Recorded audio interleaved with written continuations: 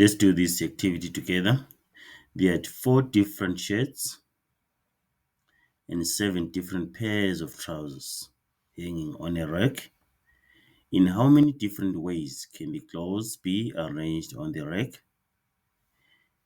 That's A. B. In how many different ways can the clothes be arranged if all the shirts are to be put next to each other and the pairs of trousers next to each other on the rack? Then C.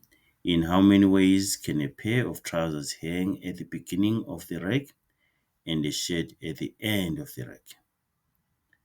And then D. What is the probability that a pair of trousers will be at the beginning of the rack and a shirt will be at the end of the rack? So let's start with A. In how many ways, in how many different ways can the clothes be arranged on the rack? So how many items do we have here? We have 4 plus 7, so we have 11 items. So the total possible ways in the sample space here is going to be 11 factorial. Okay, so that's our denominator when we're finding what? Probability in question D is 11 factorial. So that is 11 factorial ways. Okay, in how many different ways can the clothes be arranged if all the shirts are to be put next to each other and the pairs of trousers next to each other on the rack? So what do we have here? We'll have 4 factorial times 7 factorial times 2 factorial. Do you remember why? Okay, because we have the shirts and the pairs of trousers. The shirts, there are how many? 4. So it's 1, 2, 3, 4, which is 4 factorial.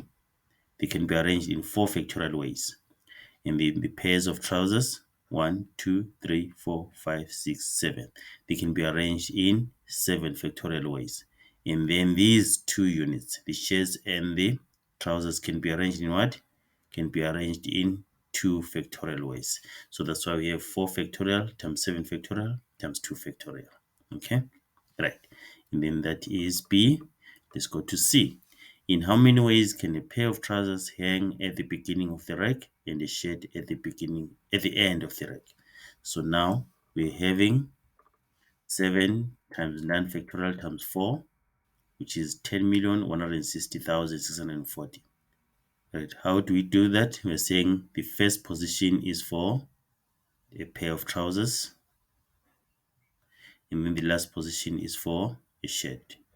So the first position we have 7 choices. Okay. And then the last position we have 4 choices. Okay, right.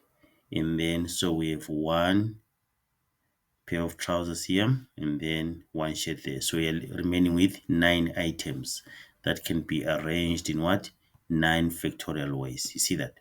So now that's why we have 7 times 9 times 4. Okay, right. And then that's that there. 10,160,640. Then what is the probability that a pair of trousers will be at the beginning of the rack and the shirt at the end? So we're using our answer for C and our answer for A, if you can remember. So now it's going to be a pair of trousers, probability of pair of trousers at the beginning and the shirt at the end is going to be this answer, 10,160,740 divided by 39,916,800.